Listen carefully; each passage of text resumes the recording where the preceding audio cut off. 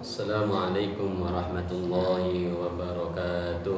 Waalaikumsalam warahmatullahi wabarakatuh. Innal hamdalillah nahmaduhu wa nasta'inuhu wa nastaghfiruh wa na'udzu bika min shururi anfusina wa min sayyiati a'malina may yahdihillahu fala mudilla lahu wa may yudlil fala hadiyalah.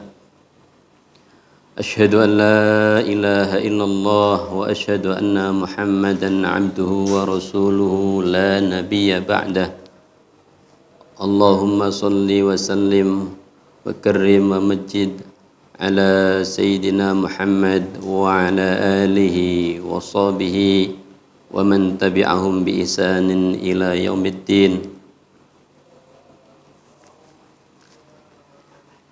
Jamaah Musholla Nurul Huda yang insyaallah dirahmati oleh Allah Subhanahu wa taala. Marilah kita bersyukur kepada Allah Subhanahu wa taala atas kesehatan yang Allah berikan kepada kita, atas nikmat yang Allah berikan kepada kita, baik nikmat iman dan nikmat Islam, dan semoga kita bisa istiqomah untuk menjaganya sampai akhir hayat kita sehingga kita meninggal dalam keadaan husnul khotimah. Amin ya rabbal alamin. Kita lanjutkan kajian kita surah Lam Yakun atau surah Al-Bayyinah. Makiyatun aw madaniyatun tis'u ayatin, di mana surah Lam Yakun atau surah Al-Bayyinah, ada ulama yang mengatakan bahwa surat ini diturunkan sebelum Nabi Muhammad SAW hijrah ke Madinah atau dinamakan surah Makiyah. Ada juga yang mengatakan surah Lam Yakun atau surah Al-Bayyinah itu surah Madaniyah.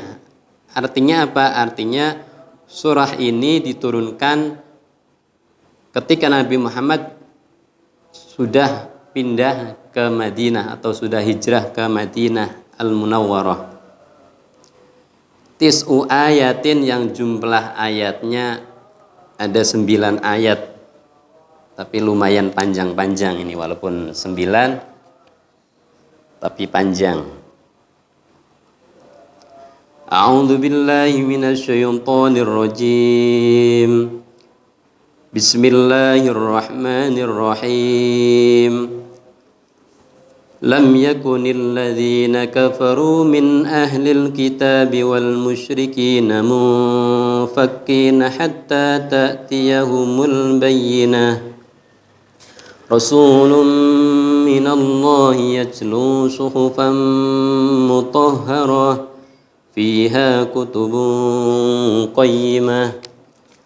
وَمَا تَفَرَّقَ الَّذِينَ أُوتُوا الْكِتَابَ إِلَّا مِنْ بَعْدِ مَا جَاءَتْهُمُ الْبَيِّنَةُ وَمَا أُمِرُوا إِلَّا لِيَعْبُدُوا اللَّهَ مُخْلِصِينَ لَهُ الدِّينَ حُنَفَاءَ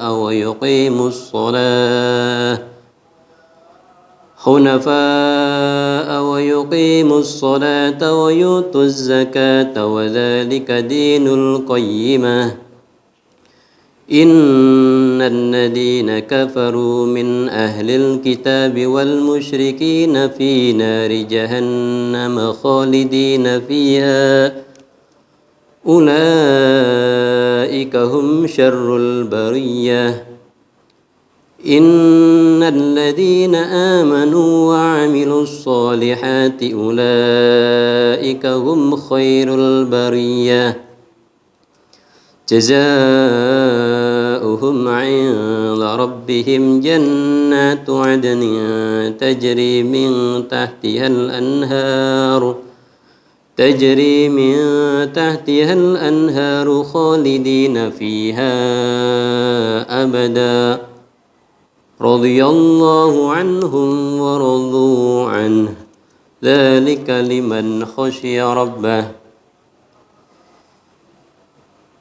Jemaah yang dirahmati oleh Allah Subhanahu wa taala, suratul lam yakun, atau ada yang mengatakan surah Al-Bayyinah, yang artinya bukti yang nyata atau bukti yang otentik yang datang dari Allah Subhanahu wa taala, itu Al-Bayyinah. Nah, di surah Al-Bayyinah ini referensinya itu ada dua kelompok. Itu Allah yang menyebutkan. Berarti referensi surah Al-Bayyinah ini ada dua kelompok. Kelompok yang pertama itu dinamakan alladzina kafaru. Itu orang-orang kafir. Atau juga Allah di sini menyebutkan orang-orang kafir, juga bisa disebutkan ahli kitab, min ahlil kitab, ya orang yang beragama Yahudi dan Nasrani, itu ahli kitab atau orang-orang kafir.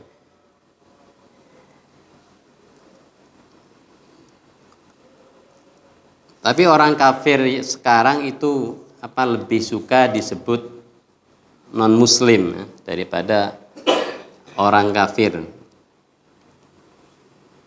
Ya, untuk sekarang ini orang-orang alladzina kafaru, orang-orang kafir atau orang ahli kitab, ya orang yang berpedoman pada kitab Injil, Kristiani, orang-orang Kristiani, baik dari Kristiani yang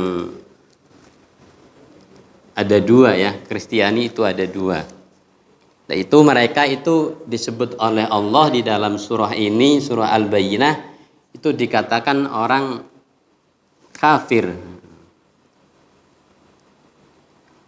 Wal musyrikina, terus golongan yang kedua Allah menyebutnya dengan orang-orang musyrik. Orang-orang musyrik itu ya orang-orang yang menyembah berhala, menyembah patung. Lah mereka itu sebelum Nabi Muhammad SAW diutus sebagai nabi, diutus sebagai utusan Allah, itu mereka orang-orang kafir dari ahli kitab dan orang-orang musyrik, mereka sepakat nanti kalau ada Nabi Muhammad datang, Nabi akhir zaman, kita akan beriman kepada Nabi Muhammad. Kita akan membela perjuangannya Nabi Muhammad SAW. Itu perkataannya mereka sebelum Nabi Muhammad diutus. Nah, kita ke ayat yang pertama. Lam yakunil ladzina kafaru min ahlil kitabi wal musyrikina munfakkina hatta ta'tiyahumul bayyinah.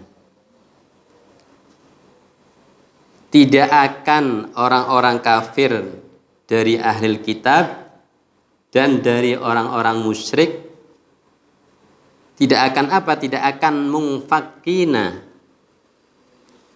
Munfakkin itu diartikan bisa ketika ada orang kecelakaan ya. Kecelakaan yang parah sehingga tangannya itu lepas misalnya ya. Nah, itu orang itu dikatakan munfakkin, berarti anggota tubuhnya itu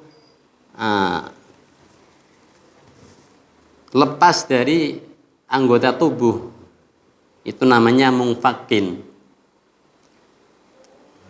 Berarti orang-orang kafir dan orang-orang musyrik itu mereka tidak akan lepas dari akidahnya, mereka tidak akan lepas dari apa yang mereka anut hatta ta'tiyahumul bayyinah, sampai datang kepada mereka al-bayyinah. Itu janji orang-orang kafir dan orang-orang musyrik. Saya tidak akan berpindah dari keadaan saya sekarang sampai saya datang al-bayyinah, sampai saya didatangi al-bayyinah. Yang jadi pertanyaan, al-bayyinah itu siapa? Al-bayyinah ditafsiri ayyil hujjatul wadihah, yaitu hujjah-hujjah yang jelas, hujjah-hujjah yang datang dari Allah Subhanahu wa ta'ala. Siapa itu? Wahya Muhammadun sallallahu alaihi wasallam, yaitu Nabi Muhammad sallallahu alaihi wasallam. Jadi mereka tidak akan bergeser dari agamanya, dari akidahnya, sehingga telah datang kepada mereka Nabi Muhammad sallallahu alaihi wasallam. Rasulun minallahi yatslu suhufam mutahharah, utawi rasul badalun iku dadi badal minal bayyinati saking lafadz bayyinah, wa huwa utawi rasulun minallah an-nabiyyu sallallahu alaihi wasallam. Siapakah sih al-bayyinah itu? Di ayat yang kedua ini yang namanya al-bayyinah itu rasulun minallah, seorang rasul utusan Allah, minallah yang diutus dari Allah, yaitu siapa? An-Nabi sallallahu alaihi wasallam, yaitulah Nabi akhir zaman. Yatslu suhufam mutahharah, yang tugasnya al-bayyinah atau tugasnya rasulun minallah, yatslu iku mocoake sapa rasulun minallah suhufam mutahharah, yang tugasnya membacakan suhuf atau lampiran-lampiran yang disucikan. Kalau zaman dulu itu ya Kanjeng Nabi Qur'annya bukan seperti ini ya, bukan udah jadi 30 juz satu kitab ini. Itu masih bertebaran, ada yang di pohon-pohon, di semak-semak. Itu ditulis setelah sahabat. Kita dibukukan Al-Quran, dibukukan seperti ini itu setelah sahabat. Ini dinamakan Al-Quranul Karim. Itu tugasnya Nabi Muhammad adalah yatslu suhufam mutahharah, membacakan lampiran-lampiran yang disucikan. Maksudnya lampiran yang disucikan, Al-Quran yang disucikan itu apa? Disucikan dari minal batil, dari sesuatu yang tidak ada faedahnya. Berarti semua Al-Quran ini baik dari mulai awal sampai akhir semuanya ada manfaatnya. Apalagi bisa membaca, syukur-syukur bisa membaca, terus artinya hafal dan mengamalkannya, itu yang luar biasa, itu yang tingkat yang tinggi ya. Orang hanya Al-Quran, hanya kita mendengarkan orang membaca Al-Quran itu udah pahala ya, udah pahala bagi kita. Itu hanya mendengarkan, apalagi kita membacanya yang satu huruf, satu pahala ya, satu huruf 10 kebaikan ya. Kita membaca Al-Quran alif lam mim kan 3 huruf ya, itu ada 30 kebaikan untuk kita. Lebih-lebih kita bisa membaca, menghayati isinya dan mengamalkan. Seperti Nabi Muhammad SAW ketika ada yang bertanya kepada salah satu istrinya, ya zaujatun Nabi, bagaimana akhlaknya Nabi Muhammad? Akhlaknya Nabi Muhammad SAW adalah akhlak Quran. Berarti semua yang ada di Nabi Muhammad yaitu Al-Quran, gambarannya Nabi Al-Quran itu ada di Nabi Muhammad SAW. kana khuluquhul Quran. Nabi Muhammad itu khuluquhul Quran, akhlaknya ada semua di dalam Al-Quran. Fiha kutubun qayyimah.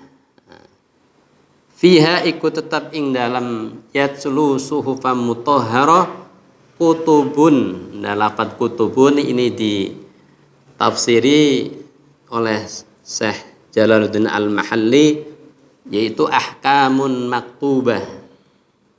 Isinya Al-Quran atau isinya suhufan mutahharah adalah sebuah hukum-hukum yang jelas, hukum-hukum yang dituliskan. Qayyimatun ay mustaqimah. Isinya Al-Quran itu adalah hukum-hukum yang qayyimah ay mustaqimah, hukum-hukum yang tegak lurus. Artinya hukum-hukum yang tidak berubah-ubah. Ya, dari dulu sampai sekarang udah ribuan tahun Al-Quran ya sama ya. Kita yang sekarang kita baca dari zamannya Nabi Muhammad itu ya sama ya, Al-Quran seperti ini ya. Tidak ada yang dirubah sedikit pun. Yaitu fiha kutubun qayyimah, yang di dalamnya ada hukum-hukum ya. Ada hukum-hukum, ada sejarah ya. Terus ada kabar baik bagi orang-orang yang beriman untuk dimasukkan ke surganya Allah. Ada kabar buruk bagi orang-orang yang musyrik atau kafir kepada Allah, yang akan dimasukkan ke nerakanya Allah. Itu isi Al-Quran. Ayatlu madmunun dalika wa huwa Al-Quran faminhum man amana bihi wa minhum man kafar. Yaitu ucapannya mereka ya. Jadi mereka tadi di ayat pertama itu mereka tidak akan bergeser agamanya kecuali adanya datanglah Nabi Muhammad. Nah, setelah Nabi Muhammad datang, Rasulun minallah yang tugasnya itu membacakan ayat-ayat Al-Quran yang di dalamnya ada hukum-hukum, lalu Nabi Muhammad membacakan dan menyampaikan Al-Quran. Faminhum man amana bihi wa minhum man kafar. Akan tetapi mereka tidak konsisten dengan ucapannya. Awalnya mereka berkata demikian. Ketika Nabi Muhammad sudah diutus oleh Allah, lah mereka tidak iman. Ada yang iman, ada sebagian yang iman, ada sebagian lagi yang tetap dalam kekufurannya. Yaitu berarti kesalahannya orang musyrik, kesalahannya orang kafir atau ahli kitab, ya tidak mengimani Nabi Muhammad SAW. Tidak mengimani adanya Al-Quranul Karim. Malah dikatakan itu katanya Al-Quran ya di dalam surat Yasin itu. Saking orang-orang kafir itu drengki ya, hasud kepada Nabi Muhammad. Al-Quran malah dikatakan syair, itu bukan kalamullah, itu bukan datang dari Allah, itu yang buat itu Nabi Muhammad, yang buat itu Muhammad, kata mereka. Wa ma 'allamnahu syi'ra wa ma yanbaghi lah in huwa illa dzikrun wa qur'anun mubin. Itu kata mereka bahwa Al-Qur'an itu ya sebuah syair yang dibuat oleh Nabi Muhammad tapi disangkal oleh Allah. Nabi Muhammad itu bukan pembuat syair. Wa ma 'allamnahu, kata Allah. Allah itu tidak memberikan pengetahuan kepada Nabi Muhammad tentang syair. Berarti bukan ahli pembuat syair Nabi Muhammad. Wa ma yambaghilah, untuk berpikiran seperti itu pun Allah tidak menjadikan Nabi Muhammad untuk bersyair. Nah, itulah kedengkian mereka kepada Nabi Muhammad SAW setelah Nabi Muhammad diutus oleh Allah. Malah di sebelumnya, ayat-ayat sebelumnya masih di surah Yasin ya, itu yalitung diro qaumam ma undiro aba'uhum fahum ghafilun. Misinya Nabi Muhammad diutus oleh Allah itu litung diro, untuk memberi peringatan kepada kaum yang dimana kaum tersebut itu sudah lama tidak ada yang memberi peringatan. Berarti nenek nenek daripada orang musyrik ya, itu tidak ada yang memberi peringatan setelah Nabi Isa. Nabi Isa dan Nabi Muhammad itu kurun waktunya lama ya, sekitar 570-an lebih ya. Baru ada Nabi Muhammad di antara itu namanya zaman fatrah ya. Zaman di mana tidak ada seorang nabi, di mana tidak ada seorang rasul, lama sekali. Itu Nabi Muhammad Allah mengutus Nabi Muhammad itu untuk litungdira qaumam ma ungdira aba'uhum fahum ghafilun, yang mereka keadaannya udah ghafilun, udah lalai. Laqad haqqal qawlu ala aktsarihim fahum la yu'minun, akan tetapi mereka la yu'minun, tidaklah beriman. Wa ja'alna min baini aydihim saddan wa min khalfihim saddan fahsyainahum fahum la yubsirun. Bukan hanya hasud ya, bukan hanya Nabi Muhammad itu dikatakan penyair. Mereka kurang ajar, orang-orang kafir itu sangat kurang ajar. Bahkan Nabi Muhammad mau dibunuh ya. Nabi Muhammad mau dibunuh karena ya saking kedengkiannya, yang diharapkan Nabi akhir zaman itu dari kalangan mereka, dari kalangan Bani Israel. Akan tetapi Allah memilih bukan dari kaumnya, bukan dari Bani Israel.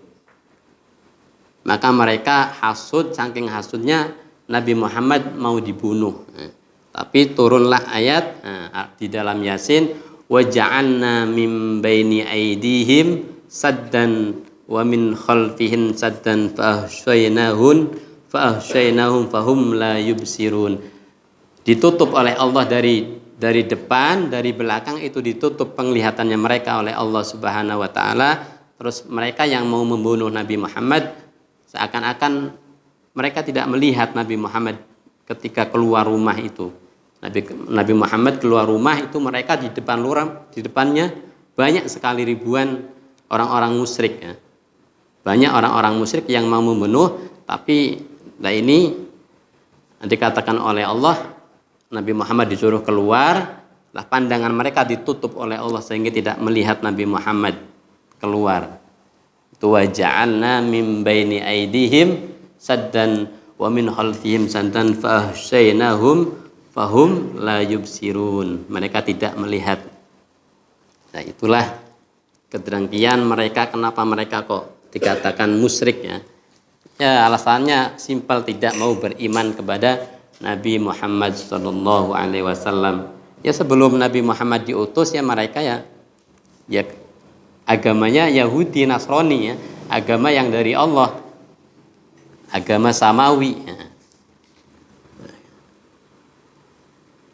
Wa ma tafarraqal ladzina utul kitaba illa mim ba'di ma ja'atuhumul bayyinah.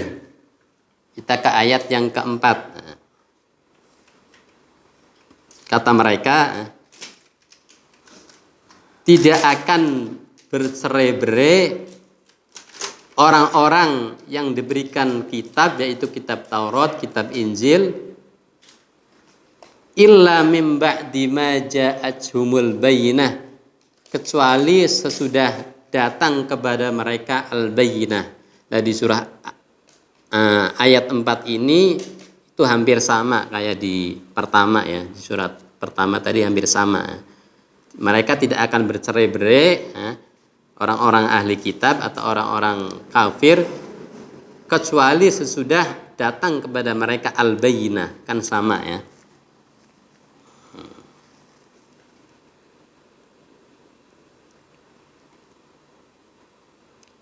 Ai huwa sallallahu alaihi wasallam awil Quran al-ja'i bihi mu'jizatun lahu wa qabla majihi sallallahu alaihi wasallam kanu mujtami'ina 'alal iman bih idza ja'a fahasadahu min kufrin bihi minhum. Ya artinya intinya sama ya. Mereka tidak dikatakan kepada mereka ya, orang-orang dulu ketika Nabi Muhammad, zaman Nabi Muhammad itu hidup bersama-sama ya. Berarti ketika Nabi Muhammad pertama kali diutus itu belum ada orang iman ya. Adanya dua kelompok, yaitu kelompok kafir dan kelompok musyrik ya. Nah di situ ada banyak bani-bani seperti Bani Bani Nadir, Bani Laqo, Bani Nadir, banyak sekali ya. Dah beratus-ratusan tahun antara kelompok yang satu dengan kelompok yang lain itu selalu berseteru, selalu menang-menangan ya. Ya kayak di Indonesia. Di Indonesia kan saking banyaknya organisasi sehingga ya mementingkan organisasinya sendiri ya. Inilah yang terbaik, ini yang terbaik, ada NU, ada Muhammadiyah, ada FPI dan lain sebagainya ya. Oleh karena itu ya rame ya. Enggak ada ya karena banyak organisasi jadi rame ya. Nah itu dulu pun demikian karena banyaknya bani-bani ya, sehingga mereka ya saling memojokkan, saling mengunggulkan dirinya sendiri ya. Lah mereka berkata, kami tidak akan bercerai-berai lagi kecuali setelah ini datanglah al-bayyinah, yaitu datang Nabi Muhammad SAW. Wa ma umiru illa liya'budullaha mukhlisina lahuddin. Wa ma umiru lan tidak diperintah sapa ahli kitab fi kitabihim ing dalam kitab ahli kitab at-Taurat tarupane Taurat wal Injil lan Injil illa liya'budu kejaba krana nyembah sapa ahli kitab Allah ing Allah. Ayya'budu tegese yen toh nyembah sapa ahlul kitab atau musyrikin hu ing Allah fahudifat an wazidat alam. Di ayat seterusnya masih ayat yang keempat ya, yang berbunyi wa ma umiru sampai akhir ya, itu artinya wa ma umiru dan tidaklah diperintahkan kepada mereka.